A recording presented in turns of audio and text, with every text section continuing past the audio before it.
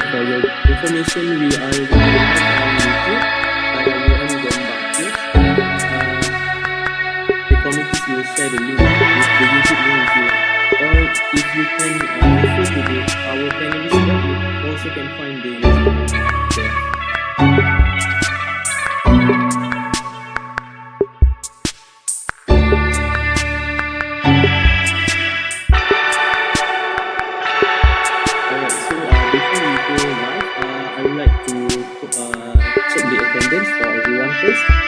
So we have tonight, including me, we have 9 hosts and panelists. Alright, the first one is Miss Joyce. What should I call Miss? Miss Joyce. Miss Joyce. What should I? Just Joyce for to answer. Joyce, alright. Our second professional speaker, Steve Zayun. How do I pronounce his name? Zayun? What? Zayun.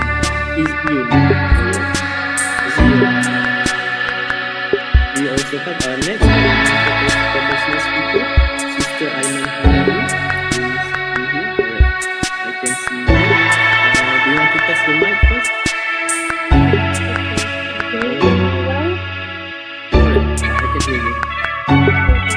Alright, next we have Sister Fatina. Okay, Sister Fatina, hi. Alright. Next we have Brother Rashid. Yeah, hello. Okay. Brother Abdul Omar. Yes. Okay, for your information, Sister Phil Zahira cannot attend the discussion because she is not well. That leaves one from Indonesia, Sister Ispia. Can you hear me, Sister Ispia?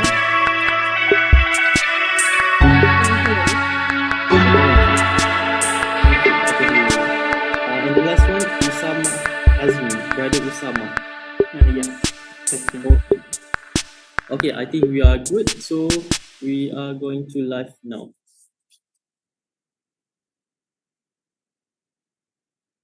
Alright, so dear panelists, our event will start in a short while. And I have a few housekeeping notes for you guys. First one, please ensure that your microphone and camera is well functioning. And if you have any difficulties, you can just tell me right away. Do note that while we have our discussion here in Zoom we have the 10 of us and then some pros only, but the other attendees or viewers are viewing us from the YouTube channel. And for your guys' information also, the time allocated for each panelist, whenever I ask a question, you are given 3 to 4 minutes to answer the question. This is because we want to give everyone to speak tonight. That's why lah. Alright. And then the questions from audience are being collected from time to time, and we will answer them in the Q&A session at the end of the session. And the last one, there will be a photography session at the end. So please remain in Zoom after we ended the YouTube live. Okay, Bismillahirrahmanirrahim. We'll start our program tonight with the recitation of Furqan Al-Fatiha.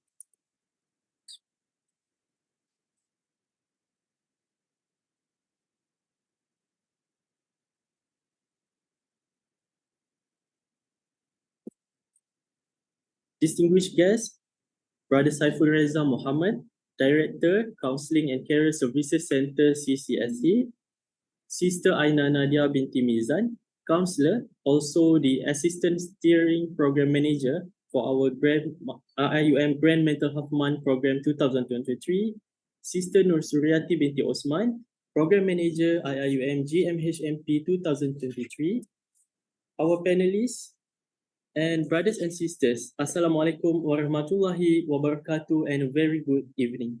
I am Brother Imad, the President of IIUM Gombak Peers and the host for tonight's event.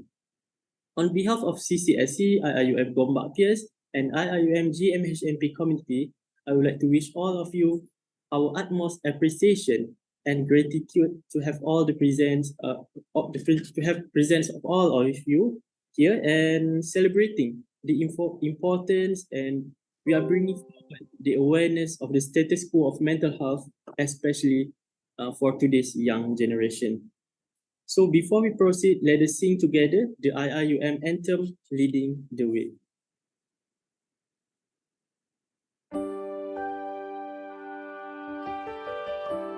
Alright, so for brothers and sisters information, our IIUM anthem, Leading the Way song is published on live via YouTube, but we in the Zoom we cannot see it. So when it finishes, I will just continue the session.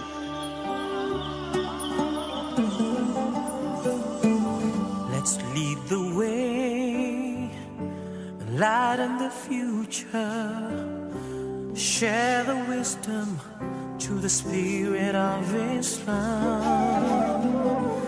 Revelation and reason, we shall excel, we shall prevail.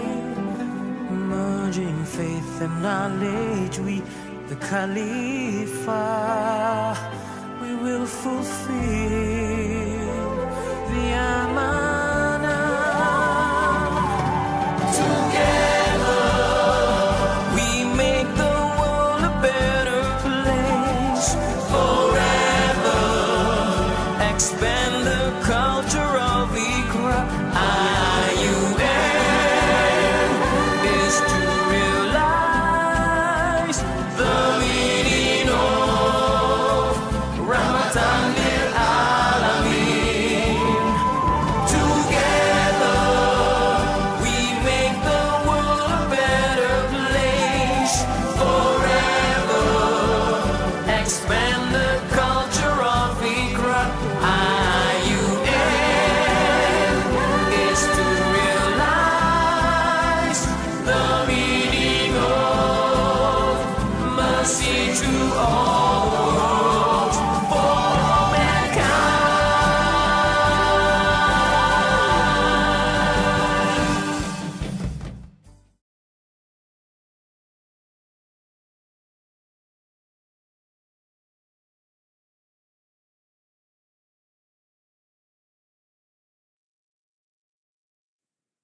Brothers and sisters, the online international roundtable discussion, Mental Health is a Universal Human Right, is organized in conjunction with the IIUM Grand Mental Health Month Program 2023, where we invited tonight 2 professional panelists and 7 non-professional panelists from 9 localities, aiming to analyze the situation of students' mental health in different universities, part of the world, and discuss the challenges occurring, the possible factors of this problem, especially about our this year's theme, which is human right.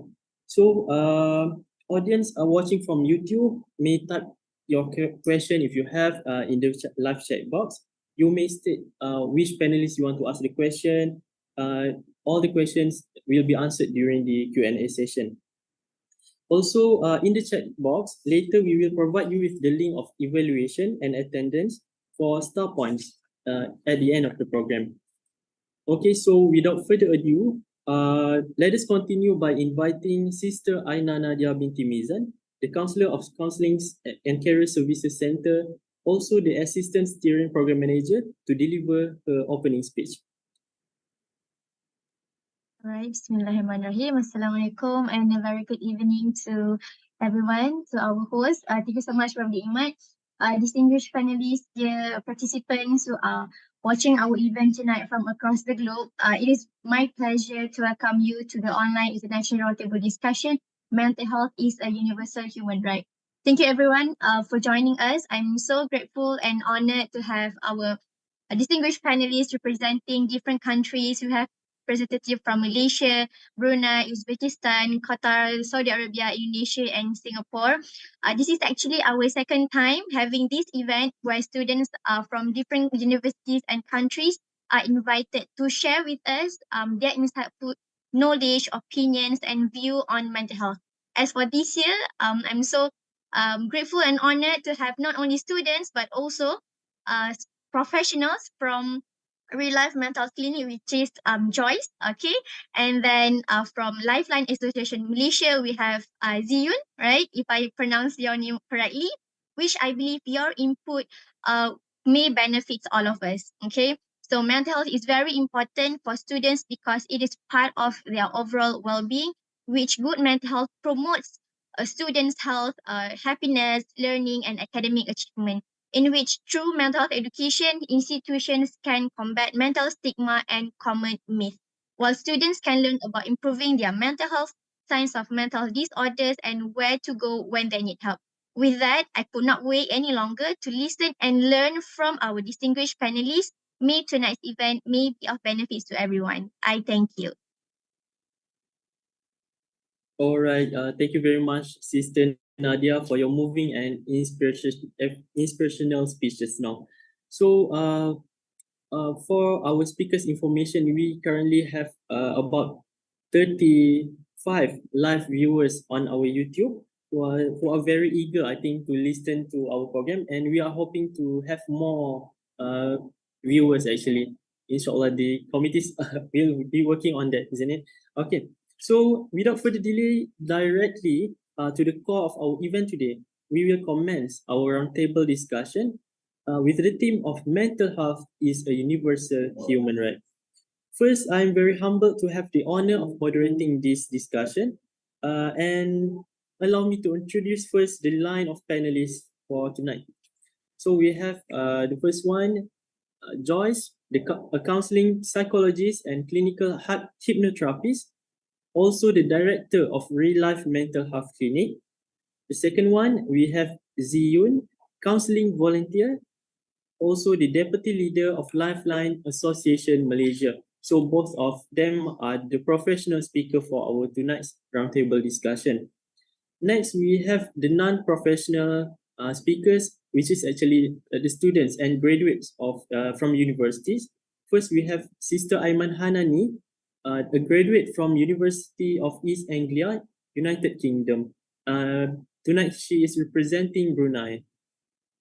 The next, we have Sister Fatina Muhammad Daliva.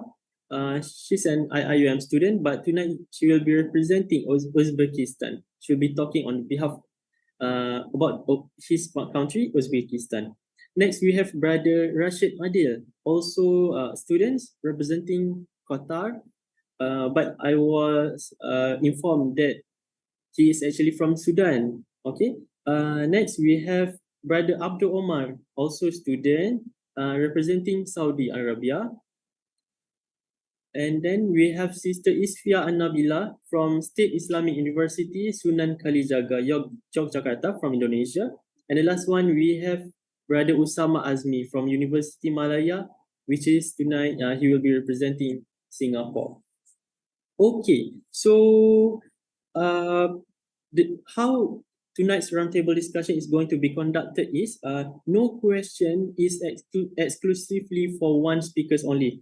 Meaning that if I ask a question to a speaker, another speaker actually can add your points. You can request permission to add on what the other speaker said. In fact, actually, I encourage the panelists to ask questions among each other tonight. That's why we have the name of our program tonight is discussion. Okay, so perhaps we will start with our professional speaker first.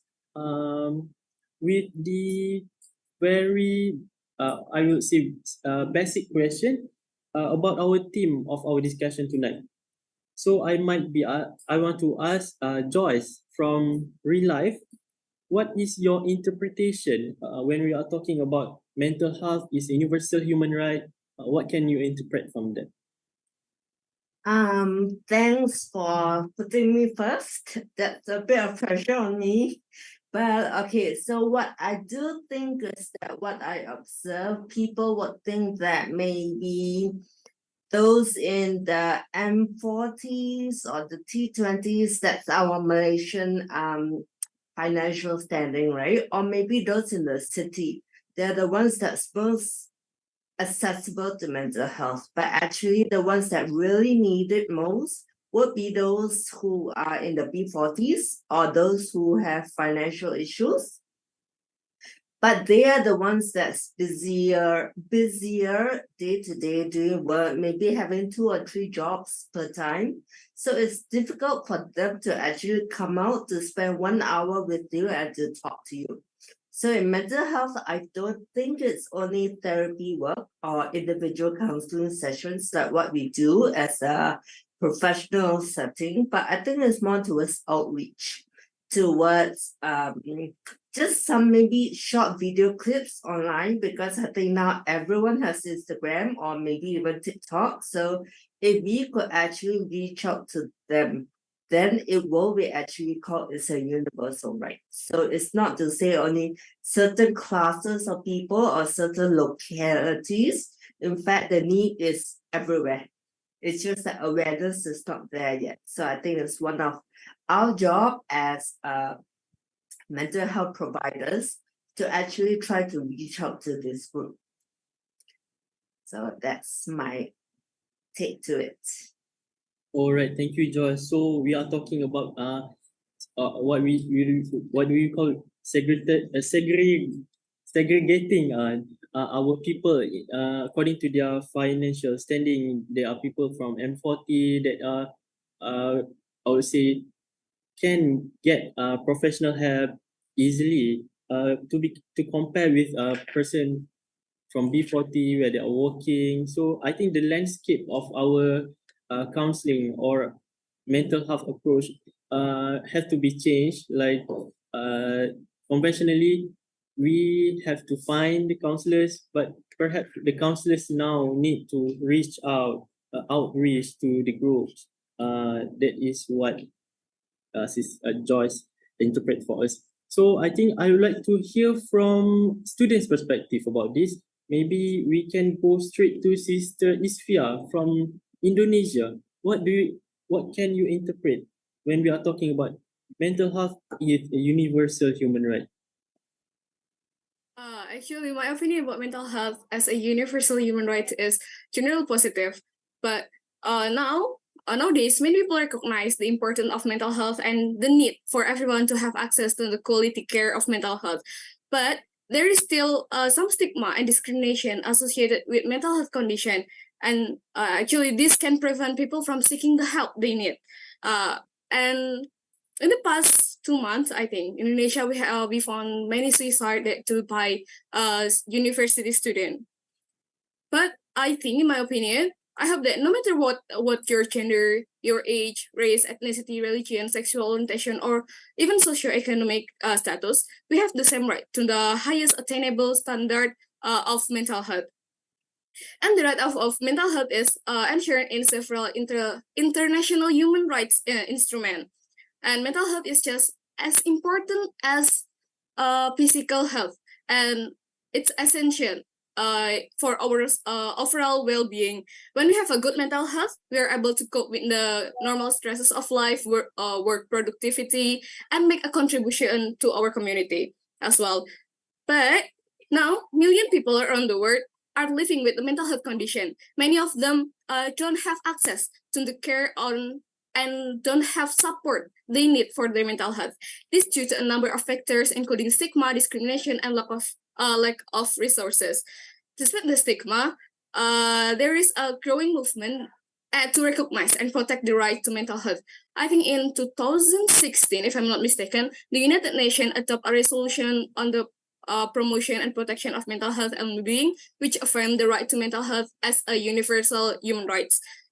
And as the movement to recognize and protect the right to mental health grows, it is important to continue. And I'm not never being there to say this, that to raise awareness and reduce stigma, we should do this more. We need to create a world where everyone feels comfortable seeking help for their mental health, and where everyone has the same opportunity to live healthy and fulfilling their life need.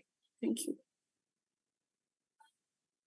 All right, thank you, Sister Isfia. So from what I can summarize is that we can say mental health is as important as physical health, and that people are actually getting help. But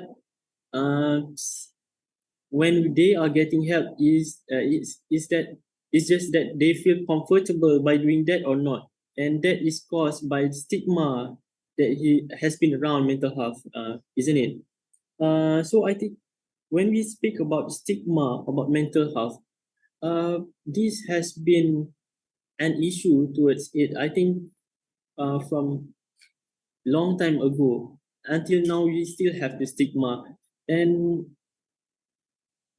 I myself cannot, not that I cannot understand, but actually, um, how do how the stigma is still here until now, and why we cannot completely get rid of this stigma actually. So I would like to, if I can, I would like to invite Ziyun from Lifeline to talk about the stigma about mental health. I think what kind of stigma that we are being facing right now and why it still happen in our society. Please welcome. All right, before I share my opinions, it's my honor actually to announce to all of you that Lifeline Malaysia is actually extended our hours from 9:30 a.m. to 10:30 p.m. So which means more than 12 hours a day. And we do have actually night shift from 10:30 p.m. to 1:30 p.m. So I would like to announce this to all of you because this is a great improvement of us, and I hope that we can provide service to those people who need immediately help. Okay, that's the first thing. And when it comes to the stigma, I think the human rights, when we talk about the human rights, is always the freedom for us to talk about some things. So when we talk about stigma, I hope that it's because that why we have stigma is because we have huge of information we need to process. That's why stigma actually help us to know more about people, to connect to the people. However, it brings more damages to the good things. So if let's say human rights about mental health human rights, then I would say that is actually for us is that we can have a conducive environment for the people to talk about mental health. And since we are equal, we are all the same, so we also hope that all of us we have the equal rights to seek for professional helps regardless of who you are, regardless what regions you are from and who you are. And the one of the thing is that stigma is because also due to our lack of understanding about mental health. That's why the more that we do understand about some things, then we will have this kind of stigma. So I hope that we can actually talk about mental health, more openly in a conducive environment without judgment, without persecuting, with more tolerance. I think this is what I'd like to share. All right, thank you, Ziyun. Okay, so it is actually our hope that we can talk about mental health conducively in the community, and we don't want to see mental health is a taboo topic anymore. Okay, so when we are talking about that, I think we we are still in round one where we are assessing the situation. We want to investigate. We want to study the community, the situation about this. Where in the second round later we will talk about how do we combat all these issues. So I think I would like to ask from Qatar, Brother Rashid, what are the community's perception about mental health? And then when we are talking about mental health, it's a universal human right. But what are the current perception of our community, especially where you live? All right. The issue that I see that is the main issue in Qatar is the issue of stigma. So there is a huge stigma towards the fact that they see no difference or very little difference between a therapist and a mental asylum. So they assume that there's something majorly wrong with you if you go and seek these resources.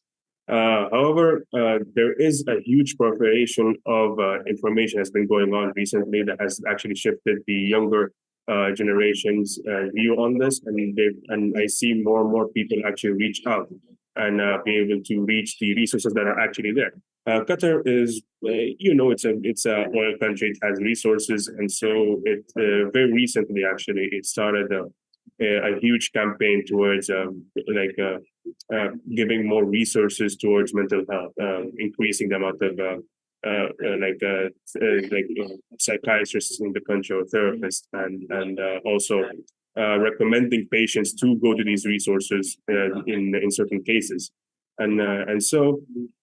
The issue about the main issue that Qatar is facing right now is that people are not seeking out these resources due to all the stigma, and due to the fact that they assume that you need to have something really bad going on with you to reach out to these resources, such as traumatic experience or something that needs to be catastrophic that's going on in your life for them to actually reach out to these resources. And so but with the advent of social media, we've been able to actually counteract all this stigma by spreading out all this information, telling people that it's fine to speak up and reach out to these resources so that they can better themselves and they themselves can be more comfortable in their own shoes. So it's the current case is in Qatar is that it's undergoing a really good change in which it's actually destigmatizing mental health and mental health resources, and it's been able to take that step forward, and yet there are many ahead for them to do.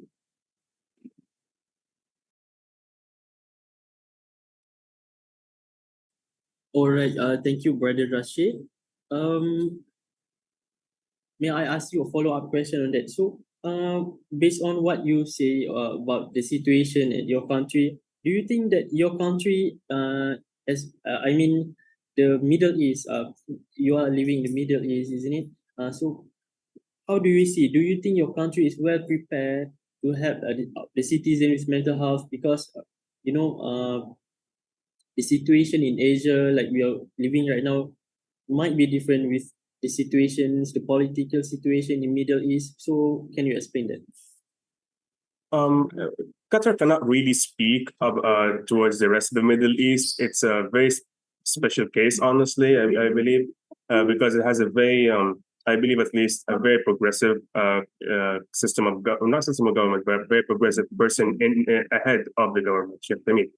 And so he's been very progressive in benefiting his own citizens and the people of his own country, such as being more self-sufficient in the world stage and so on.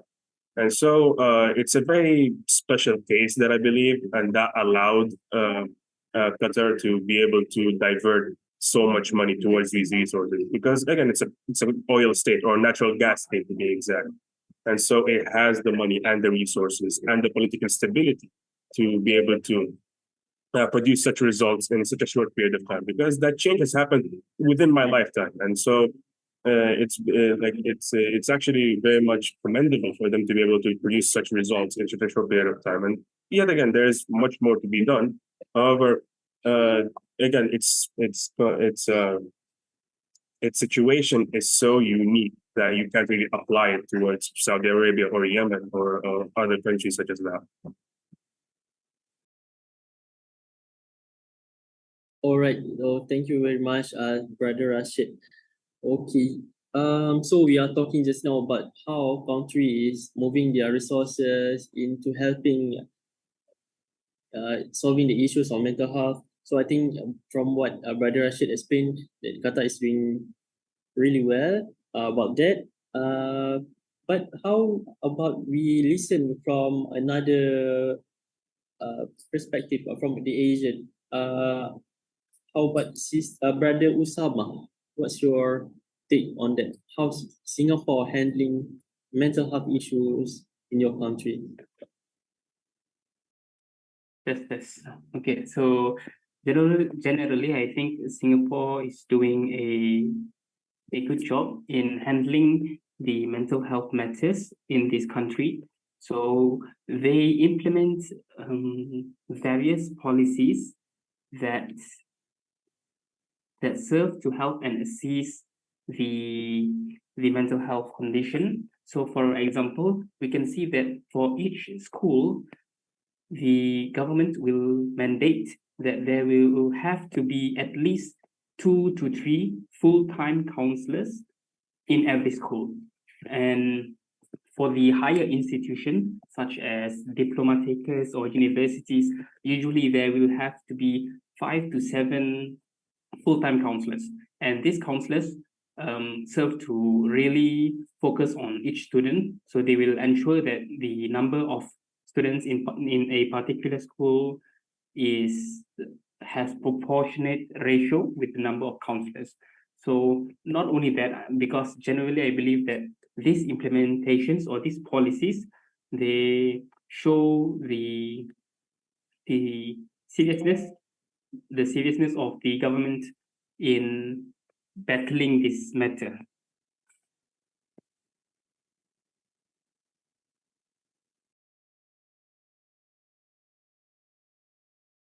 All right. Thank you very much, Brother Usama. I think that's great sharing from you. I would like to remind all our attendees again that our chat box is open for any questions that you would like to ask. I will directly ask to our panelists in the Q&A session. All right. Let's move to another question. Still from a student's perspective, I think. Let's hear from Sister Fatina.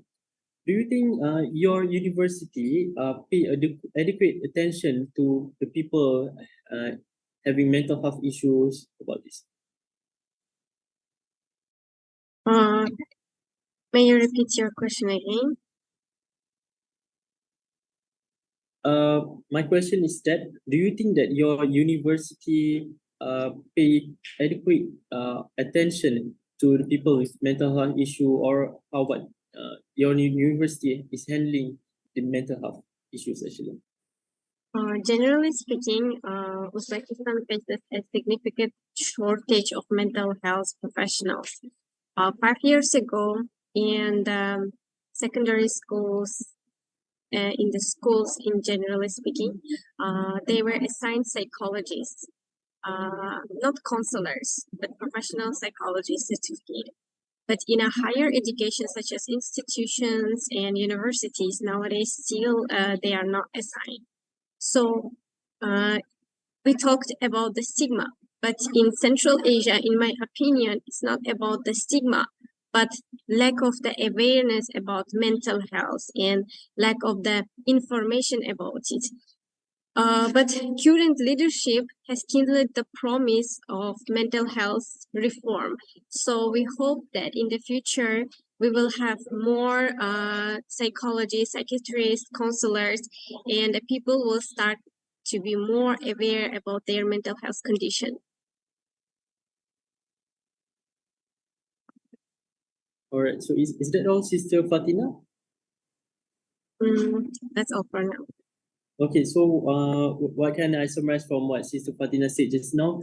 To compare with another countries, she said just now that actually the counterpart of us, Asian like us, are actually kind of lack about the awareness about mental health, and people who even people who have mental health problem are unaware about what they are having. So that is a point from Sister Fatina. We have next Brother Abdul Omar. I haven't asked you a question yet. So what's your take about that actually? How's the university, how's your country is doing to take care of this issue? Okay, first of all, when we are talking about Middle East, there are more than 22 countries. More than 10 countries. Talking about Yemen, if you start with talking with Yemen is having lots of shortage and knowledge about mental health. They have a lack of the medical staff and doctors. But when it comes to Saudi Arabia, they are improving a lot, especially in the last 30 years. It comes to health and especially mental health.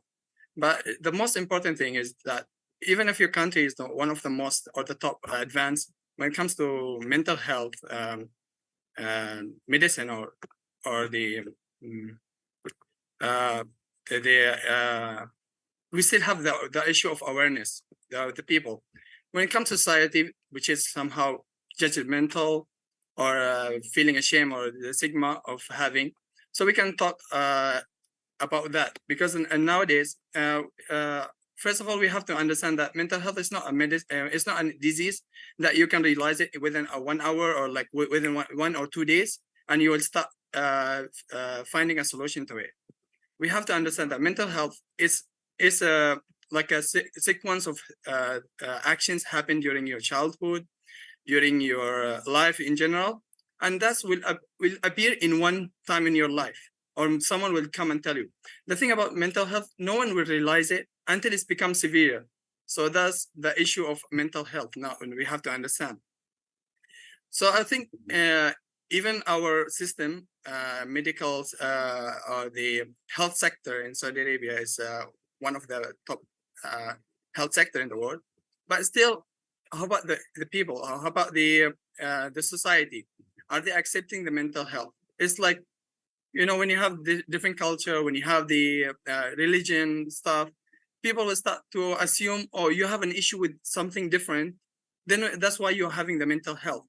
But we forgot that mental health, it can happen even when you are the most religious person, regardless what is your religion, or when you are the best human as being.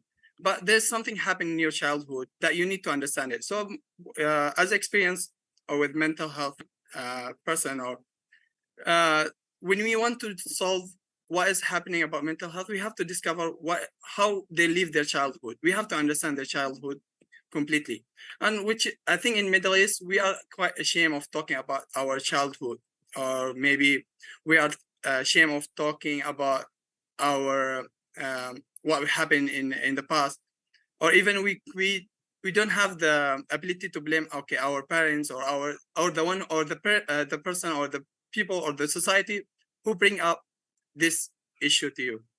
So that's why I can say about mental health and in my society, I think. All right, thank you, Brother Omar. So, from what you have said just now, so among the problems at the Middle East, when we talk about mental health, is that people are reluctant to speak about their childhood. They don't want to speak about their history. So that can be factors that causing mental health problems to people. So I think I want to ask to our professional speakers tonight, based on your experience handling cases about mental health issues. So what would be the common factors that affect students, youth, as these factors can change by time, like from what Brother Umar said, it can be because of they don't want to talk about their childhood, their history. So what do you think? I will ask Ziyun first. Okay. Because I'm from Helpline Services, so recently we found out that our clients is about the age range is about middle adult, which means from 25 to 45. So for those youth or teenagers, the call up to our center is actually quite low. So one of the things I want to highlight is that the teenagers helpline services is not the main source for them already for seeking help. So there is another way we need to approach to them. So this is one of the things that I want to highlight. And what are the factors? There's no one reason factors that contribute to depressions. I think there's a lot of the factors include biological, the personality of the individual personalities and the life experiences, like just now the Omar shared before earlier, and the other one is also environment factors. So when we say that if one person that, for example, when during the COVID-19, so if let's say a person he is suffering from COVID, and at the same time you lost the family, the loved one, and at the same time they facing the financial problems. So when all these factors comes together, it actually increase the risk of a person having mental issue. So this is what I want to state. So compare again, as I want to highlight another thing is that just now I know one of our student also mentions that mental health is as important as physical health. So we try to actually, try to make the society, people to actually associate mental health issue with easier things. That's why, for example, we will have the plaster. We will say that when we have a physical wounds, we will apply plaster. Or actually we will use some like bandage to prevent it become worse. So now we also have these symbolic items to actually let public knows that mental health is also very important. It should not be ignored. So mental health is as important as physical health. So we need to actually have this kind of awareness. So factors, a lot of the other factors, I also come back to the same things that we need to have a conducive environment for people to speak up, to raise out their issue, so that we can come and we can actually approach them, we can offer help, and we can know what happened to them. Yeah. Okay. Next, I think so Zion has said just now about there are the factors can be multiple factors about that, and then recently we have COVID-19, and then another issues that contributing to the increase of these mental health problems. So I would like to ask from our non-professional perspective, what you think from your observation, the common factors that you can see among your peers, among the students, or among your friends that usually have this mental health problem. I would like to ask Sister Aiman Hanani. I just wanted to check if everyone can hear me quite okay. So I think some of the factors that comes with the peers and all the mental health issue, it's a lot of it, I think, like you said, there's like generational gap. For example, because we live in a very unique world and society post-pandemic, there is that how to say, there's like a lack of understanding between how there was like you were quite stagnant for a few years. I think it's quite I don't know if anyone can relate that for example, some people grew up to be an adult and they were a child in the beginning of COVID, and that kind of you don't really know, are you a child, you couldn't live your life like normally. There's some relational issues, I think, is also one of the common factors, because when you move across as a young adult, there's a lot of changes with friendships and also how you direct your relations with perhaps older people in your life, like your parents.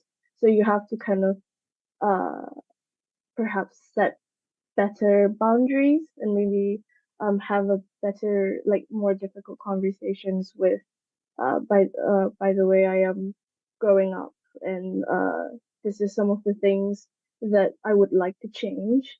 And sometimes when there's generational gap, that's something people can't really accept. Other factors probably is just your environment. If you have support system, some people, perhaps more introverted individuals, might find it more difficult to find peers or friends to help them through tough times. And I think it's also really important to know that people are different. Every individual is very different. So the way we seek for support is also dependent on how, like, our comfort and also how we view the life. But I'm sure that there are more factors, like I think Museum had said about like financial strains and also loss of families and also people that you care about that can definitely put on a strain. For example, if you don't have, if you're in poverty, there's a lot of strains, like you can't access a lot of the facilities. I think a lot of the mental health issues, I think it was said earlier, it comes from maybe perhaps middle or lower economical background individuals, as they perhaps they can't afford access to mental health. I'm sure that there are some that are free and that are available for people to help. For example, like the Lifeline calls. But for one-to-one therapy, it might be limited. There might be like a waiting list as well. Like it depends on the urgency of your difficulties or like your issues. So you might be waiting months before you meet someone, even though you might require a one-to-one conversation um at immediately. So that's kind of what I have in mind. I think I went a bit sidetracked, but yeah, that's the factors. Okay, thank you, Sister Aiman. So, what can I hear just now? So, Sister Aiman mentioned that there are common factors of mental health that she observed can be like the generational gap, also the relational issues, and of course, when youth they are becoming young adults, so the transition of age, something like that, may cause them to have a shock. That can be factor that causing mental health issues. And Sister Aiman also mentioned about how the landscape of our counselors. Yeah, I agree that now it might be a call for our counselors out there to actually reach out to the need the person in needs with mental health issues that are needing help actually. Okay, I would like to ask, when we are speaking about these issues, the common factors that usually, I would say, haunt the youth right now, and causing them to have mental health. So I would like to ask Joyce, how you deal with if you have clients, students that are facing this issue or youth. So how do you deal with them? What are the best advice that you usually give to them?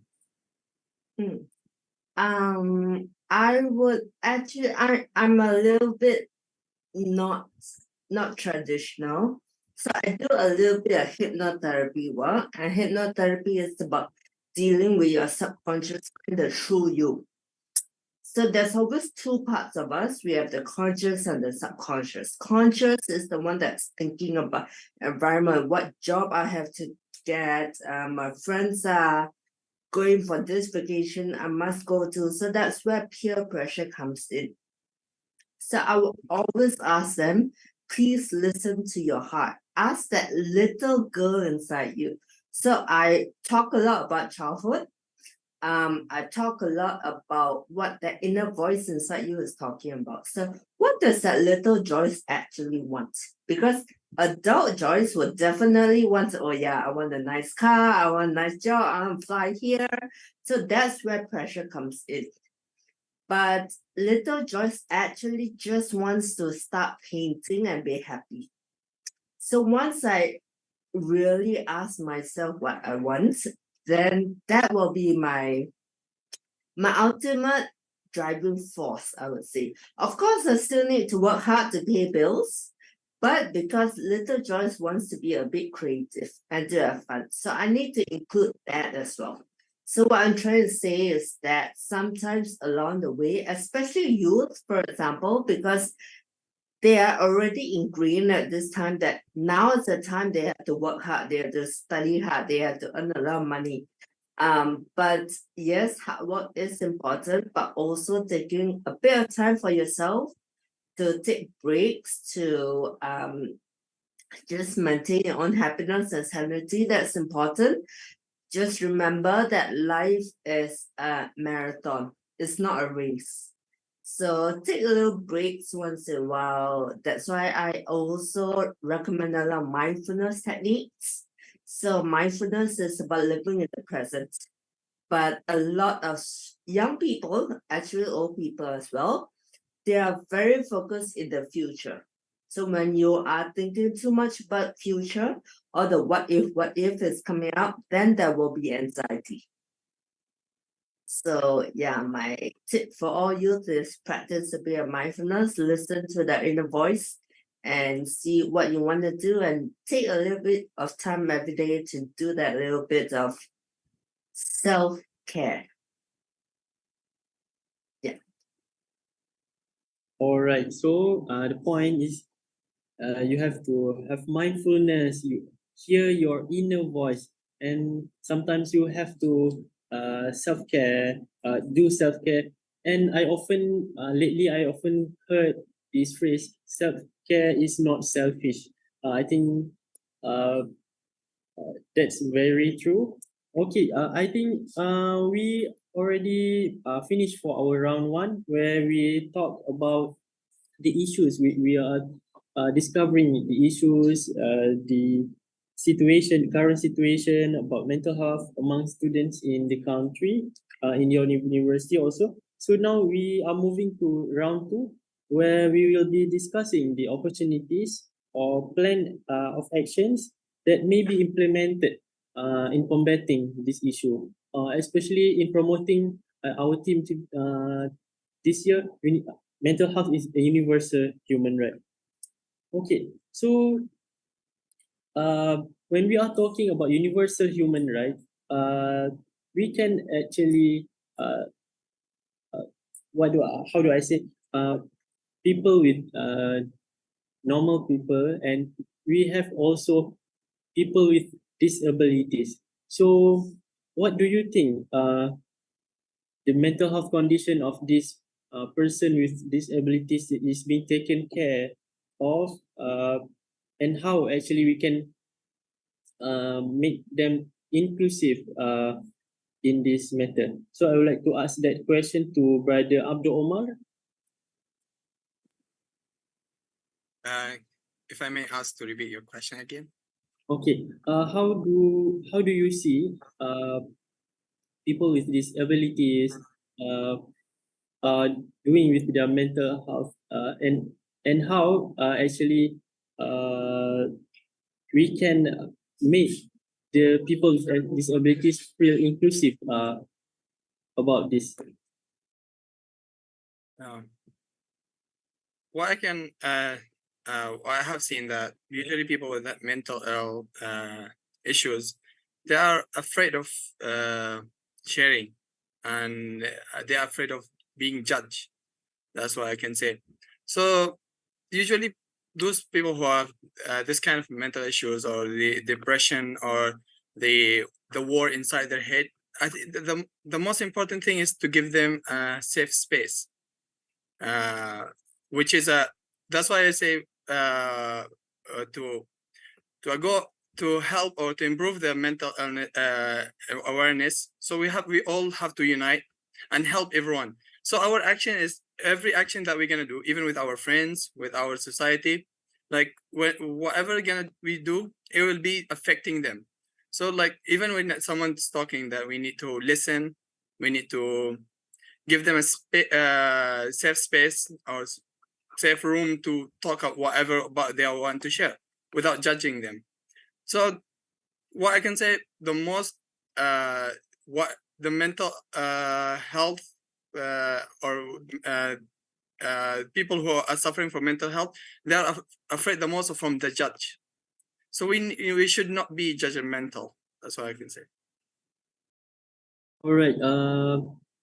Do we have another speaker that would like to add to Abdul Omar points? So I see someone of you nodded. So you might have another points.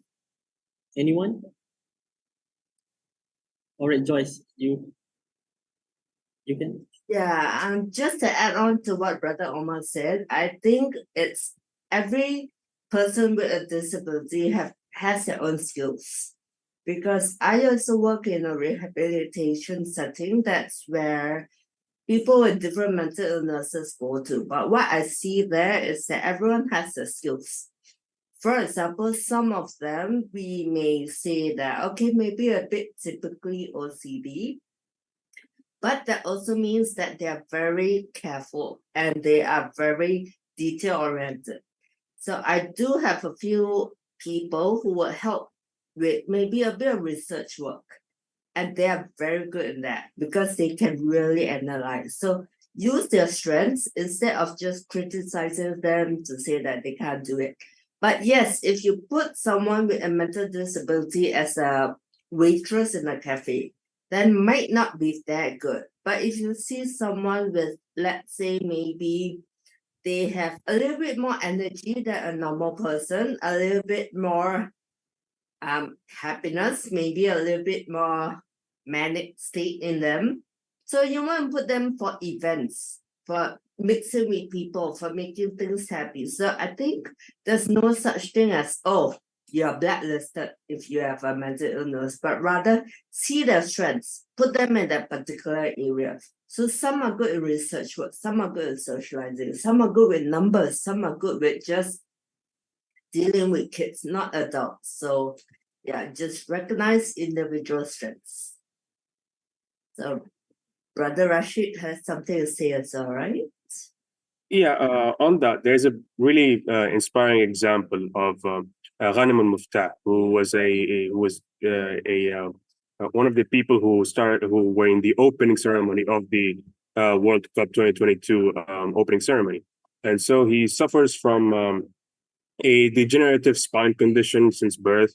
And however, at age 15, he's been recognized for his ability for public speech and also being able to like captivate people and being able to like join them together under a whatever he is trying to like have an initiative for. And so these from what you've stated, there are people whose talents are taken into consideration and being able to be pushed towards what they could benefit and what could benefit them the most.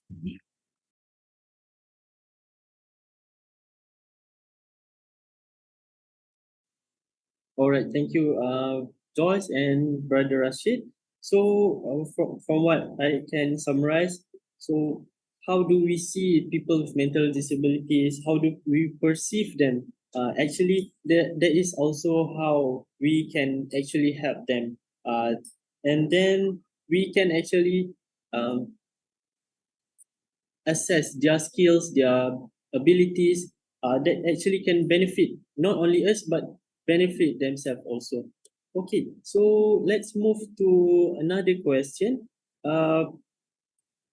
Still in round two, where we are discussing about the plan of actions or opportunities that can be implemented to combat the mental health issues in our society today. So I would like to ask Sister Isfia. Okay, so if you have the power or ability of resources to help or transform people that are suffering from mental health, what are your actions will be your first action actually? Okay, the question is, sorry, can you repeat it once more? So the question is, if you have the power or the resources to help you yourself, you have all the power resources to help people suffering with mental illness. What your first action in helping them? What's your main action?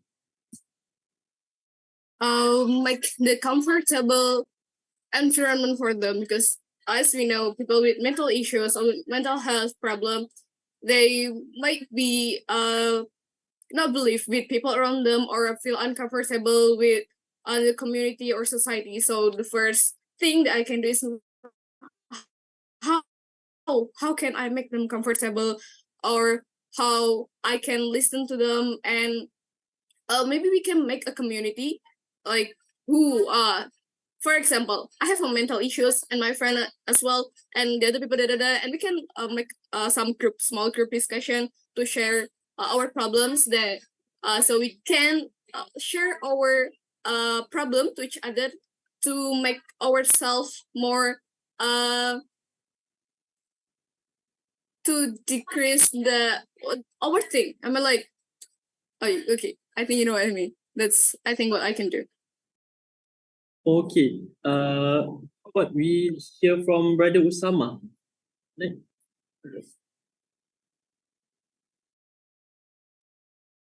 Yes. I think what Sister Istia said, I agree. Similarly, in terms of having groups. So, however, I would like to focus more on a shared interest or shared activity, rather than just talking or sharing about their problems. So I think maybe if the focus is, for example, something healthy and something which helps their mental health, for example, a physical activity like hiking or something therapeutic activity, then I think that will be great. All right. Sister Fatina, you want to add? Yes, thank you, brother. Brother Imad. You asked recently the question to Sister Isfia and Nabila. So right immediately you asked, the answer popped in my head. So if I had this kind of ability, I would make the people kinder to each other, because different people have different mental stamina. And we usually tend to be very judgmental, critical, radical sometimes, and it might hurt really their psyche, their soul, even their hearts, because mind and heart is tightly connected to each other. Because when we talk about the mental health, we talk about the emotional intelligence at the end of the day. So without having any skill in this, without having any knowledge about it, people will struggle and get traumatized over. So that's the kind of answer from me. All right. Is there any other panelists that would like to add? So, so far we have just now Sister Isfia stated, if we have the power to understand her friends that they are having mental issue, she will love that. And then Brother Usama mentioned about you want to do physical activities, you want to encourage these people to have more activities to actually I will just how do I say, we can divert their mind from this actually. And then last one from Sister Fatina just now, you want to create a society where we are not being judgmental to each other. Okay. Is there any other panelists that would like to add? If I may add that if we have the power or we have the resources, I think some of the governments and they have the power and have the resources, but it's not. We should not just target the one who already suffering from the mental disabilities. We should more focus on the healthy people, the one who's gonna build a new generation. We should educate the parents, educate the society. So I think it's more into public speech or maybe some sharing knowledge with for those who are healthy to help the others, not just to help them because they have mental illness. We don't just need to focus about helping the disease. Also, we have to resolve the root of the disease, which is the society or the culture or the religion. So we have to I think share more awareness, more knowledge for those healthy people. So even so we can focus also to help those people, but we also with removing the root of the disease. All right, thank you, Brother Omar. So your point is that it's not only we focus on the people who have these mental illnesses, but actually government have to, people like government, for example, have to actually look for the root of causes of these mental health issues to actually cater the problem, isn't it? All right, so we have Joyce, you want to add? Yeah, I really agree with what Brother Omar said. I think the thing about psychology today is that it's very much trying to find a cure to a problem. True, we won't use the word cure, but we are trying to fix something that is a little bit too late. So by the time they come to us, because of stigma and all, it's a little bit too late. So I think very early on, Brother Rashid did mention about the difference with just mental health maintenance to see a therapist versus when you're very, very sick, right? When you are diagnosed with an issue. So if I had the power, I'd like to do a little change in the Ministry of Education to actually start to teach kindergarten children how to maintain good mental health habits, how to respect, how to be kind, like what Tina said, because it really has to start from beginning. So what we actually should do is a bit of positive psychology. That's where we do prevention. So if there's good prevention, I think all of us psychologists will be jobless already. But that's a good thing. Yeah, so that's from me. All right, so I think that's very interesting answer from Joyce. Actually, I myself haven't heard this answer yet from anyone. So we have to start teaching or educating the importance, the awareness of mental health since kindergarten.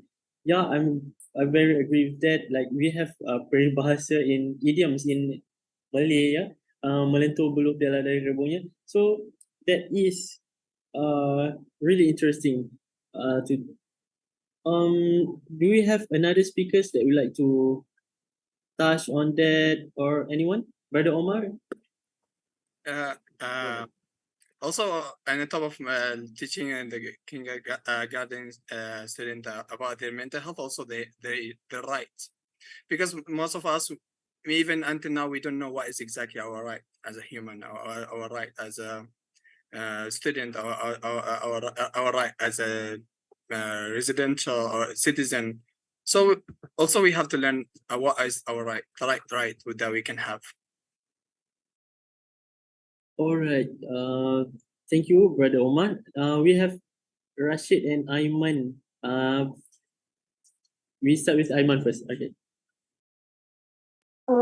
I think I agree with Miss Joyce, and I think Brother Abdul Omar as well just now with implementing those positive psychology in kindergarteners.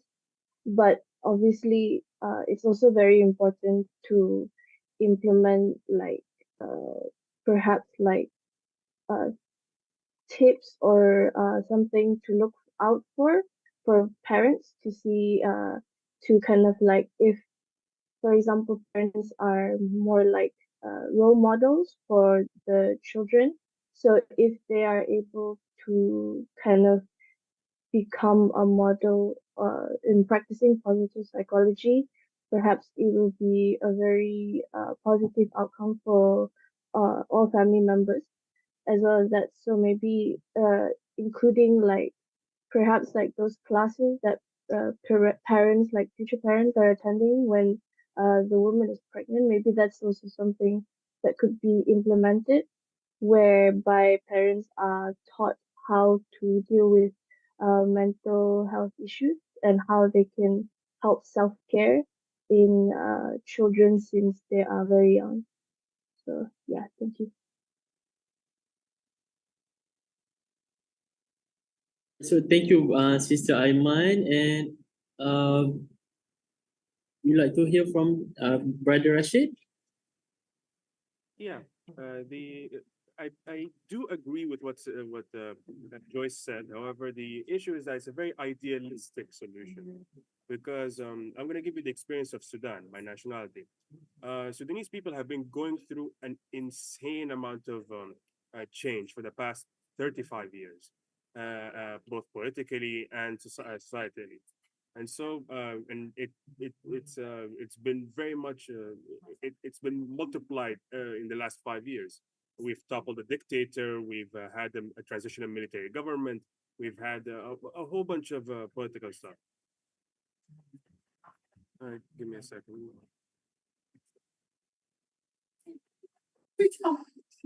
Is this better?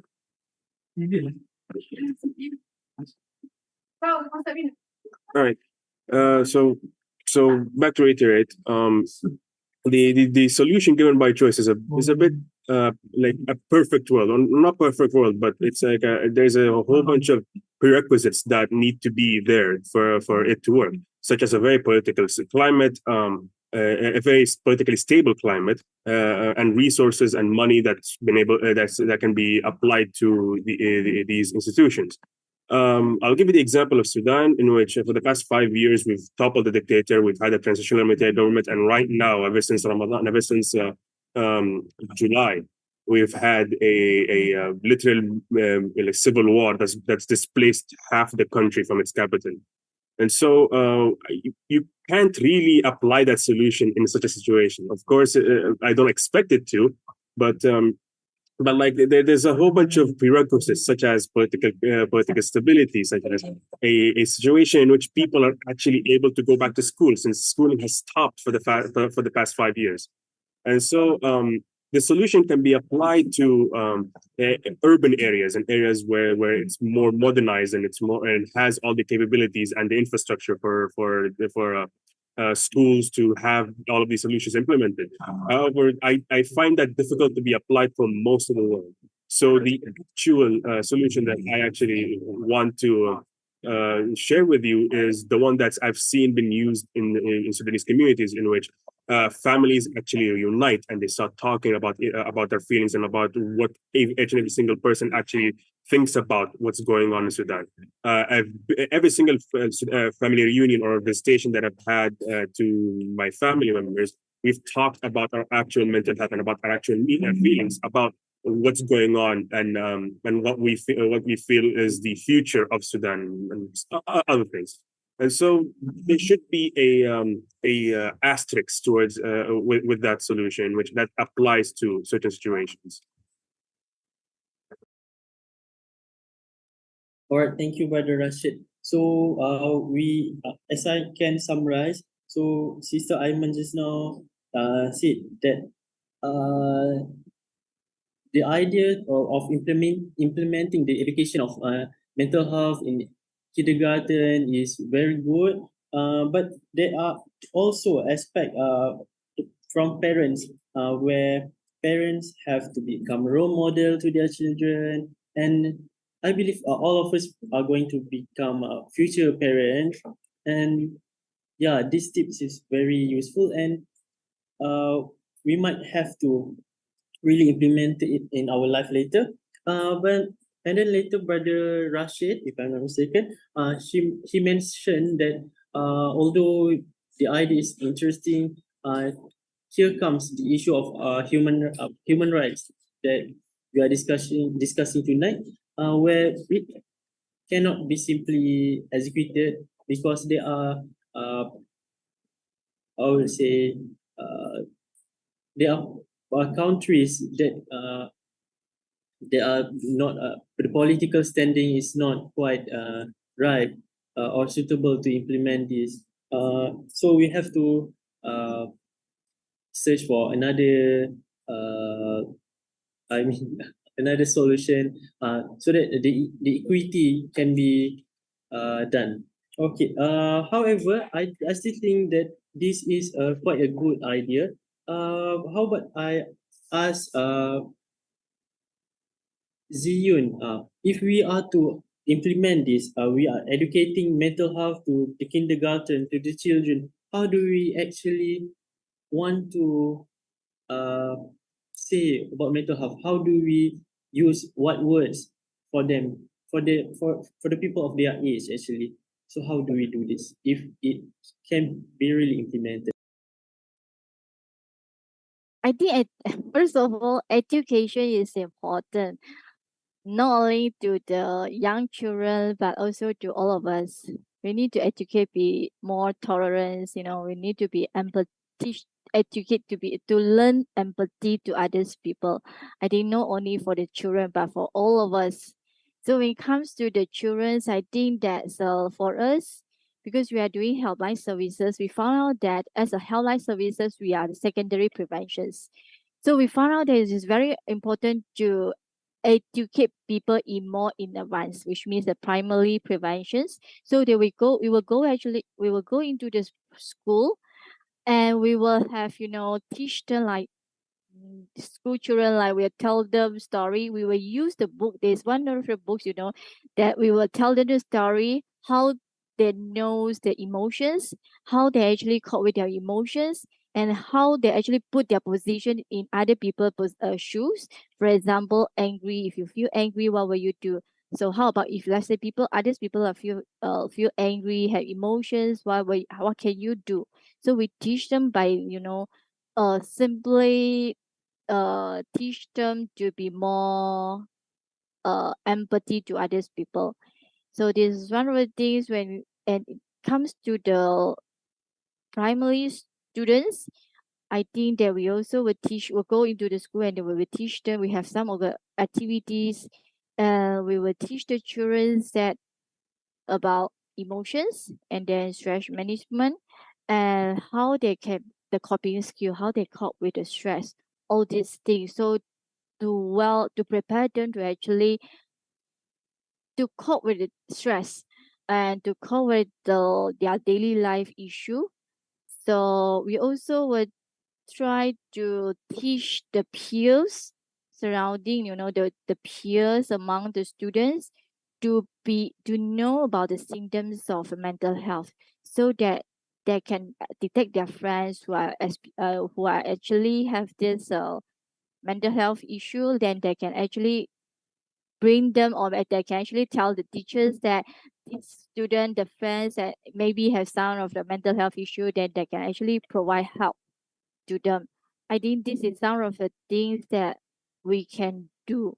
We are not just only by teaching them, but we will do have more activities for them to experience it, how they can actually know about mental health, the symptoms, the things that can help their friends, and how they actually can communicate with their friends, and to tell the teachers about their friends' conditions. These are some of the things that we are doing now, I think. Yeah. All right, thank you, Ziyun. So the ideas that you just said just now, so maybe we can teach the young about empathy, how to manage their phrases like human right, freedom of speech, free to express anything. How do you think? Is there any ethical dilemmas or issues about this? In relating to mental health? Any speakers that would like to answer?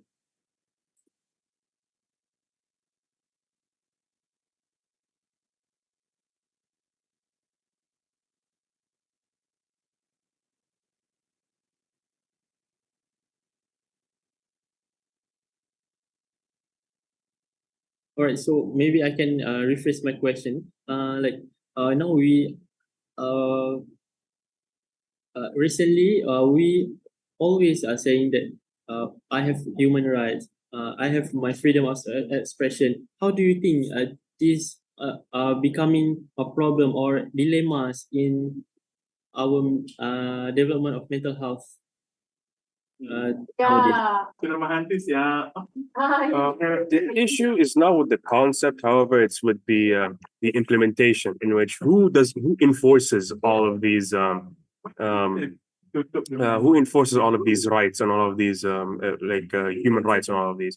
Because as you can see with recent events, they are applied to some people and they're not applied to others. With the current state of how the UN is built and the fact that one vote can change the entire verdict, and like the fact that there are vetoes and all of that. Human rights are a concept, but they're not really protected. And if they are protected, then they're protected in some cases and left in others.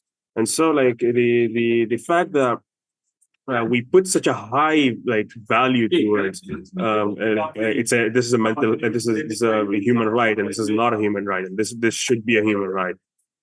It's all not really enforced, and so you can't. I don't see much value in it if it's not enforced properly, and I'm hoping that it changes. It's like the double standard human right.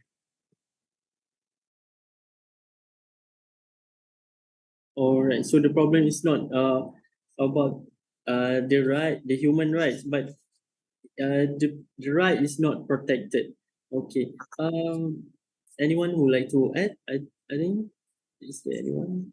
I think I agree with what Brother Rashid said. It's like it's not about that. What is it? The human right? It's the implementation of human right, which is we are most of us, like we are, or most countries, they have this kind of, they are taking the human rights and to the point that it will affect their policies, then they will leave the rest of it.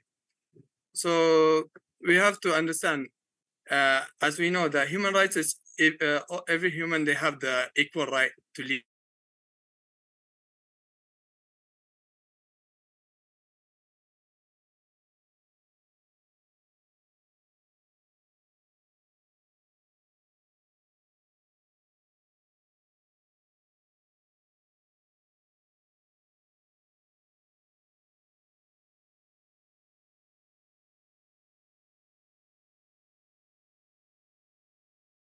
All right. I think Brother Omar has Discrimination nowadays.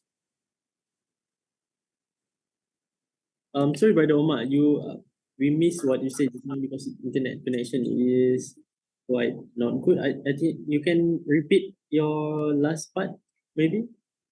Sorry, can you hear me now? Yeah, I can hear you. So it's not about what is the human right. It's, as I said, is about the implementation of the human right, and in lots of cases we can see that the double standard. So there will be they will implement the most of the human rights, and when it comes to against the policies of the country or the thing, then they will leave some of the human rights that we had. So nowadays, your human rights, according to your, even though the human rights should be, every human should be living the same regarding to their culture, their where they come from, and where their language and their religion. But we can see here lots of discrimination nowadays happening, which is, I think, one of the major causes of also for the mental illness, because of someone who born and raised in some different country, but he never felt they belong to that country. Like people are treating him differently.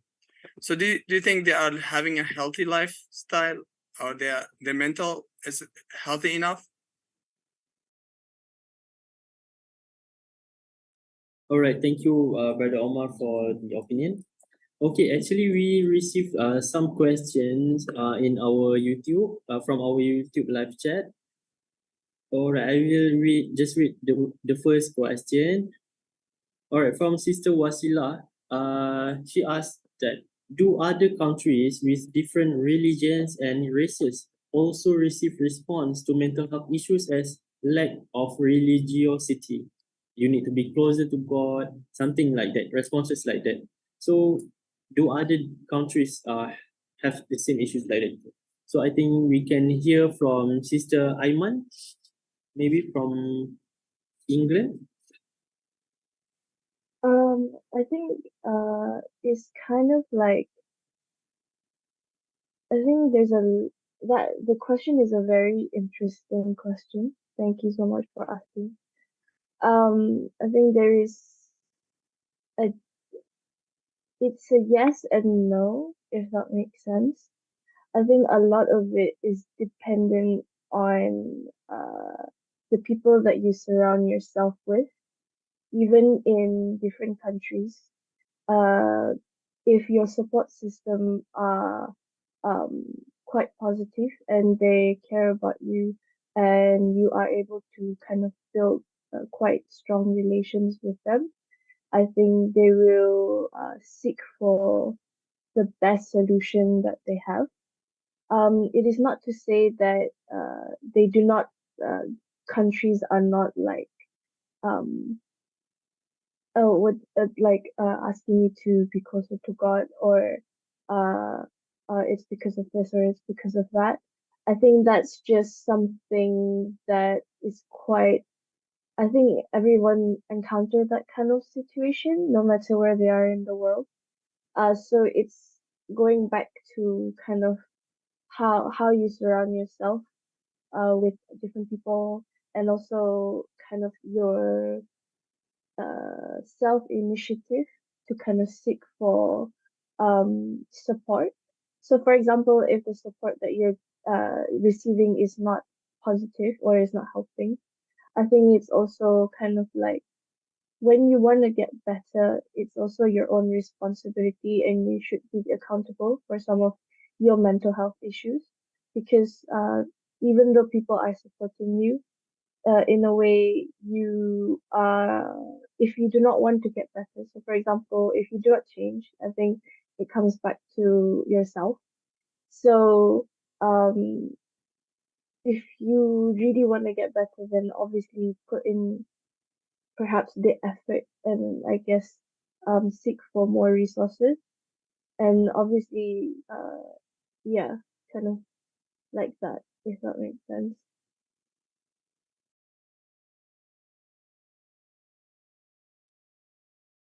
All right, thank you, Sister Aiman. Any other panelists that would like to answer to that question we have from YouTube just now?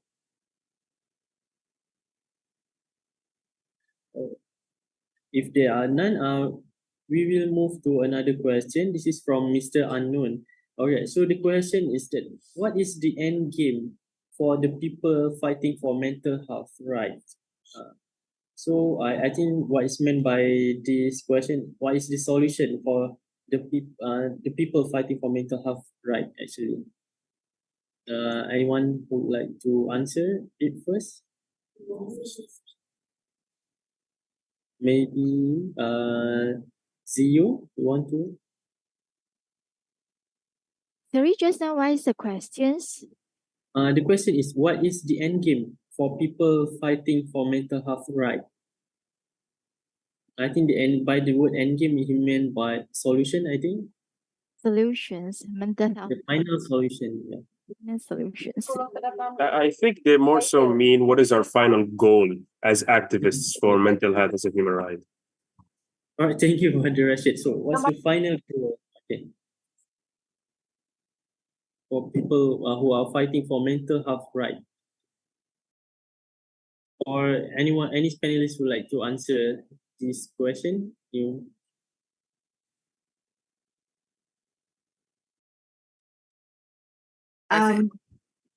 Sorry, I'll just do a quick one. So I think it's a little bit too general because everyone has their specific interests to fight with. So like for example, I focus more on past the inner child. So I'll definitely be fighting more towards positive psychology and how to get prevention. But to some people, fighting for mental health will be about getting everyone to be kinder to everyone, or maybe to come to a compromise, or maybe be more compassionate towards differences.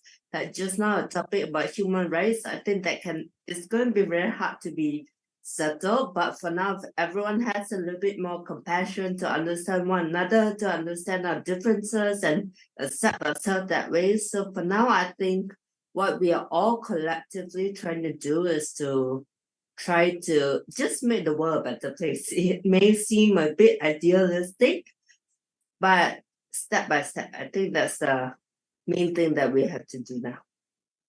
So I'll pass it to the next speaker.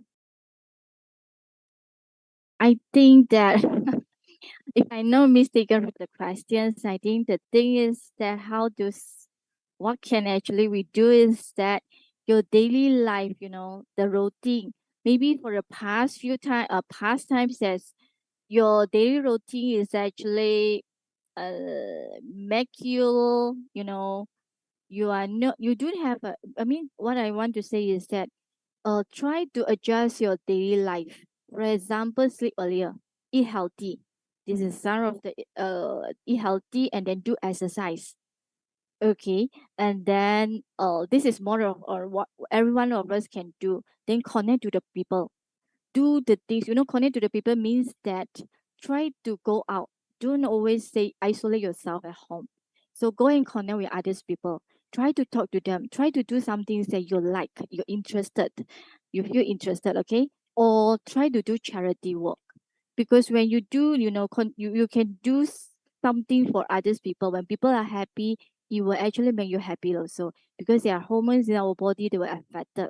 So try to change the daily routine, the daily life. Try to eat healthy, sleep earlier, and then don't use too much of the handphone, because too much of the informations that we need to process in the input. So try to be like adjust our lifestyle. I think there is the things that we all can do, and it's more easier. Yep. And if you need, then you go and seek for professional help. If you feel not comfortable, helpline services is another one things that you can try first to talk about this before you go for professional help. Yeah. All right, thank you very much, Ziyun and Joyce. We do have actually another question.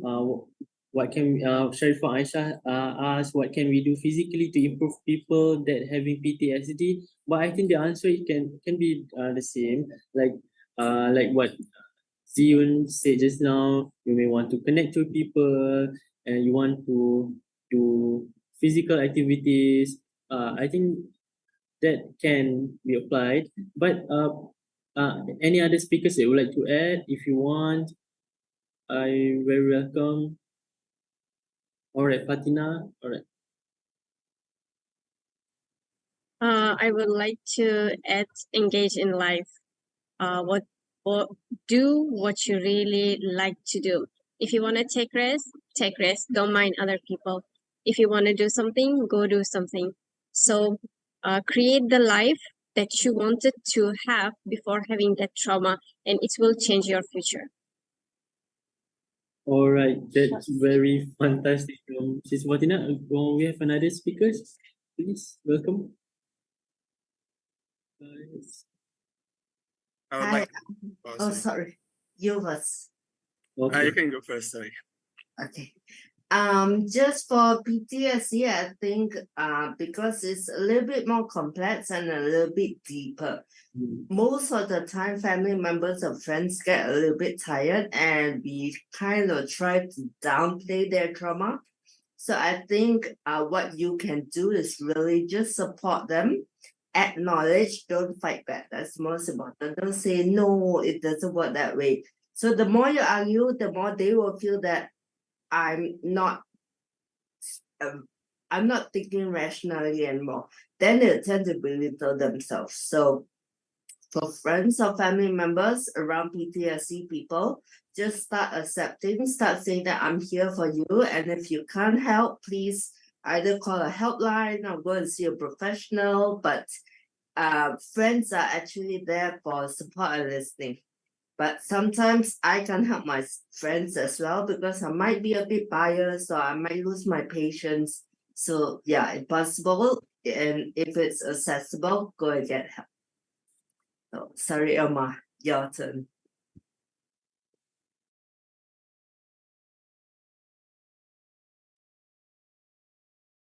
Maybe I add on some with what Joyce say. PTSD actually need professional help. All right. For members, for family members of our friends, what we can do is that nowadays, technology is so advanced, we can actually go and look for more information, knowledge about PTSD. Then we can actually equip ourselves how we can actually accompany them. Sometimes people just need a listening ear. What we can do is just lending, just providing them a listening ear and be there with them. Let them to feel that, hey, if you need something, say I will be here. I'm not doing anything, but I'm here always with you. I think this is some of the things maybe we can try to do, and then encourage them to seek for professional help. Yeah.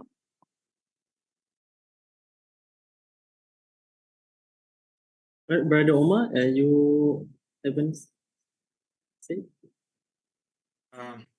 For those people who are suffering from PTSD, it's quite a difficult matter. It's not something easily can be giving a solution to it. But I can say they are having a major war in their head, which is they are suffering like not because of the people, but it's their mind. Like they start judging themselves. They start judging or thinking that whatever they do is not really the right thing to do.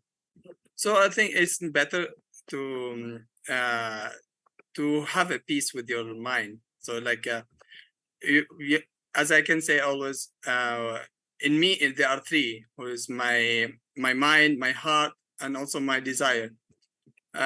So we need to make those three things work in one goal. And as well as also we have to also take care of our physical health, because sometimes being alone or laziness is also can increase the risk of the depression. As there's one saying in Arabic which is say al-aql salim fi al-jism salim, is that the right mind in a right body, like a healthy mind with in a healthy body. So I think exercises and also the good sleeping schedules can help someone to release their or have a peace with their mind and heart.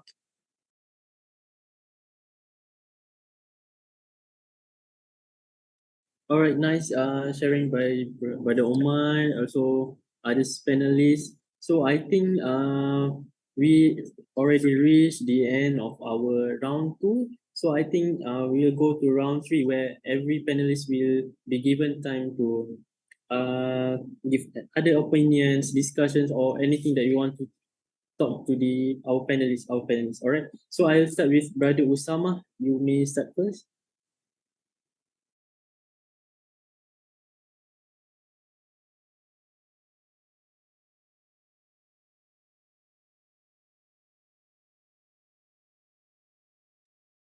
All right, Brother Usama, you can.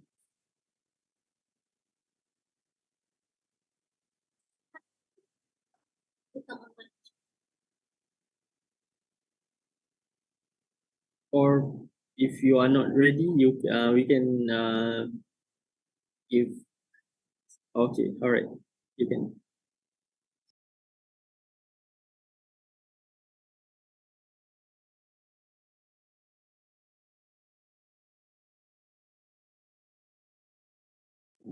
All right, we'll go with Sister Isfia first.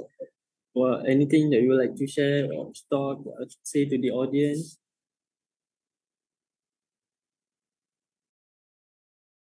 Sorry, I'm struggling with my internet now. Maybe you can pass to another panelist first and later for me. Okay.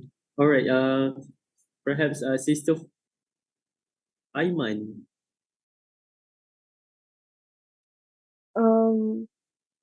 Just sorry, can you please repeat the question? So this is the round 3, where I give the chance to all our panelists to give any opinions or anything that you would like to address to the attendees, to our viewers before we end our discussion for tonight? Well, I think one of the first thing I wanted to say is I would like to express my gratitude to my fellow panelists. Like, thank you for bringing a lot of points and a lot of discussion. I've genuinely enjoyed it. I think I can agree that with Joyce, we are all just trying to make the world a better place. Even though as idealistic as it sounds, I think I can see that everyone here cares a lot about mental health issues. And I've been more than grateful and privileged to have been able to kind of learn more and also express my opinion. In terms of mental health issues, I think this is a very appropriate time within our society to discuss these kind of matters.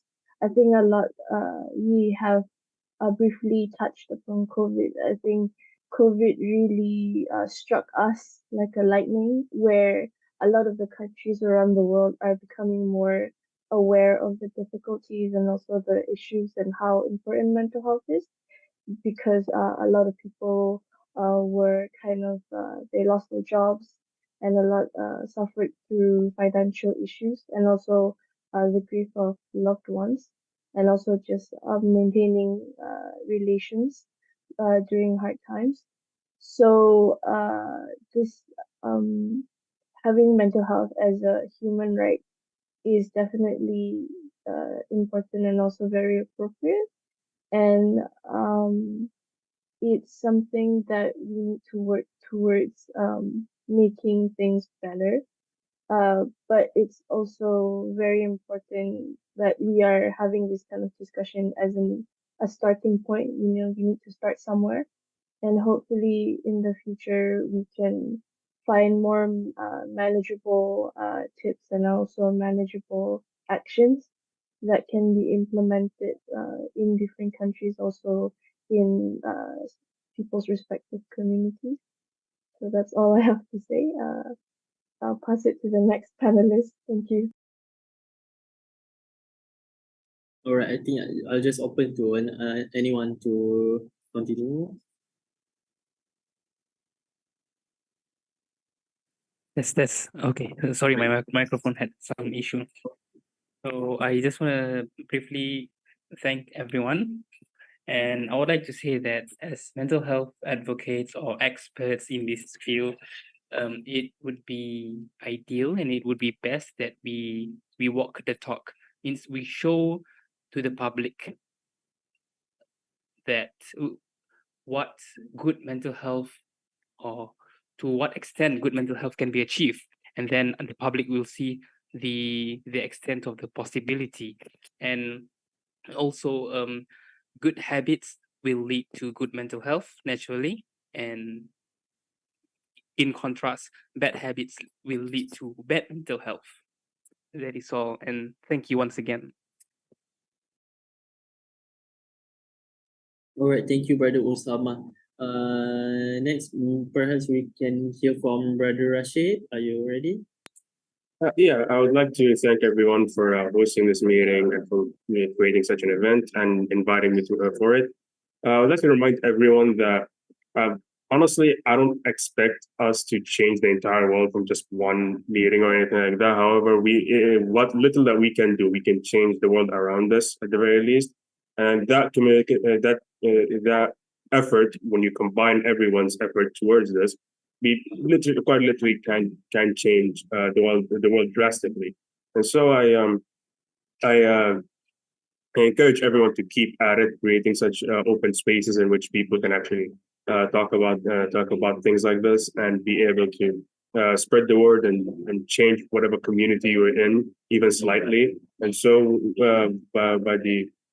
by the combined effort, we will definitely be able to change and create the change that we want to see. So. All right, thank you very much, Brother Rashid. Next we can maybe from Sister Isfia, your last words to our viewers. Okay, actually, I just want to say to all people who are struggling with their mental condition, I know that it can be difficult to live with a mental condition. It can feel like you are all alone and that no one can understand you what you're going through. But I want you guys to know that you are not alone. There are millions of people around the world who are struggling with mental health condition, and you are not blamed. Even Maryam alayhi salam, she also once thought about ending her life to relieve her mental pain because of gossip from society when she was pregnant. Prophet Isa alayhi salam at the moment, which is explained in Quran, inshallah, on Surah Maryam verse 23, if I'm not mistaken. And yeah, I know that it can be hard to reach out for help. But it is important to remember that you don't have to go through this alone. There are people who cares about you, your friend, your family, and us. If you want to need help, please reach out to the nearest person you can reach. Please talk to a trusted friend, family member, or a mental health professional. They can offer support and guidance you, inshallah, and help you develop a plan to manage your condition at the moment. Thank you. Thank you very much, Sister Isfia. Okay, next, perhaps we can hear from Brother Omar.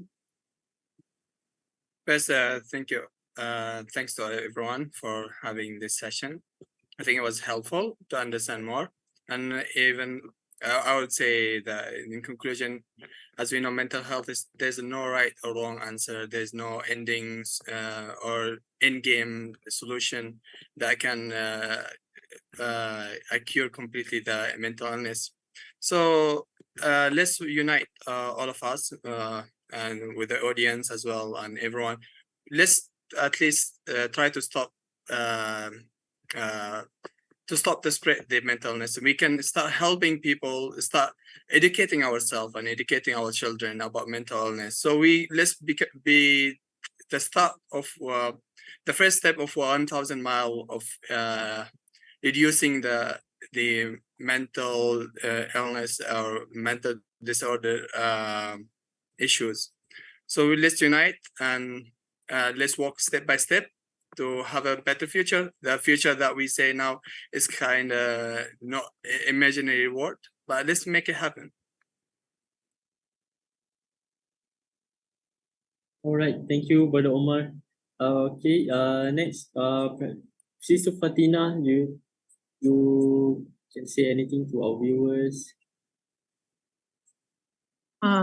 Thank you for the session. Thank you for hearing us. It was quite engaging and beneficial talk.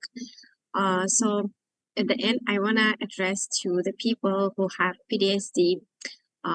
Please talk to your compassionate friends if you don't have the time or you don't have the wills to seek for the professional help. Talk to them, open up, don't stop sharing, don't stop talking about your feelings, share them, and try to not settle in those fear, try to not settle in those pain, and try to look and focus on the better side of this planet, on the good things, and try to make something good for yourself first, and then try to move on. All right, thank you very much, Sister Fatina. All right, let's move to the next, Joyce. Hey, I think it's a very interesting talk to bring people from different countries and different backgrounds to give opinions. So good job on that. I like to end with a challenge to everyone. So probably to my fellow panelists or those watching on YouTube Live, right?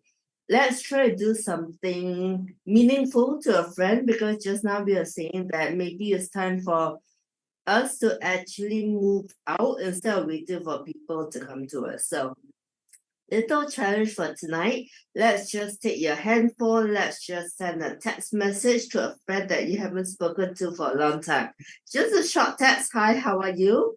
And let's just spread a little bit of positive energy, and you never know what comes out from that text message, right? So do that tonight. Okay, thank you. All right, thank you very much, Joyce. Okay, our last panelist, Ziyun, please welcome. Okay. To all of you and also to me too, life is always full of challenges. So even though we all experience, mental health issue, only the degree of severity. So if you are actually having this mental health issue, don't give up so easily. Even though you have tried a lot of the methods or ways to help yourself, even though you fail again, but please don't give up so easily. And because you are more important than others think. So we all deserve proper treatment. If you need help, please go and seek help because you need to self help. You need to help yourself. Okay, and lastly, um when we talk about the human rights, so it always two sides of a coins. So when we say that you have your rights to express yourself, but please don't use it as a weapon to attack other people or don't use it to violate other people. So as for us, because we are volunteers, we are serving in the front life, so our volunteers deserve respect and volunteers also deserve dignity. So don't easily condemn them or scold them with a harsh word. Please respect all the volunteers. So again, lastly, thank you. I'm so glad to actually join all of you today. So thanks for the organizer. Thank you. All right, thank you so much, Ziyun. All right, so honorable guests, brothers and sisters, we have now reached to the end of this event.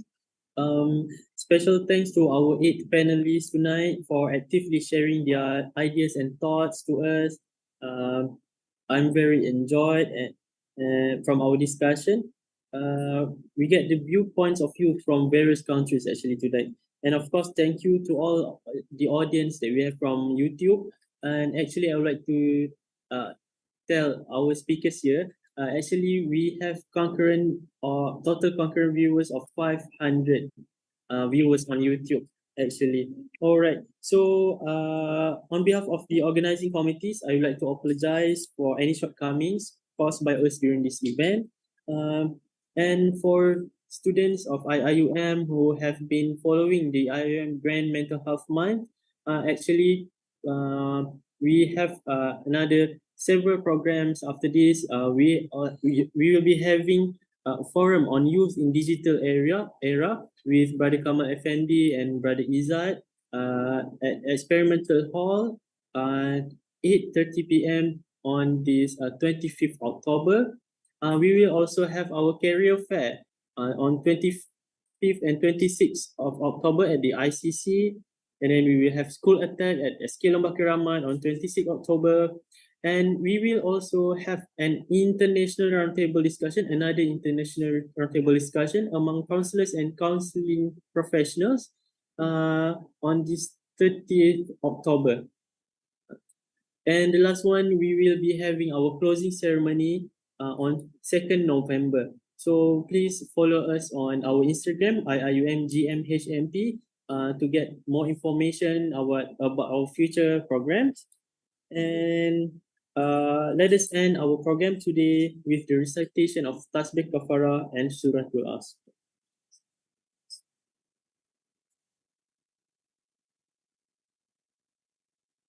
Alright, so wabillahi taufiq wal hidayah. Wassalamualaikum warahmatullahi wabarakatuh. Inshallah, till we meet again. Good night, everyone. And remember, mental health is a universal human right. All right, thank you for all the speakers. We will have a photography session first.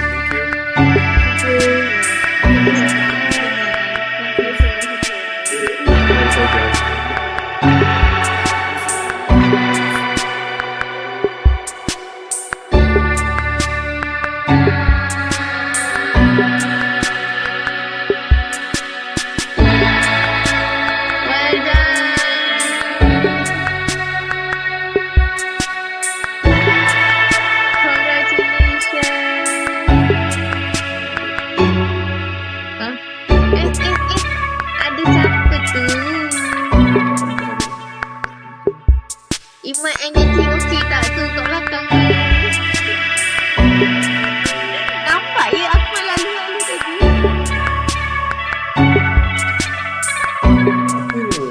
Imat mute lah.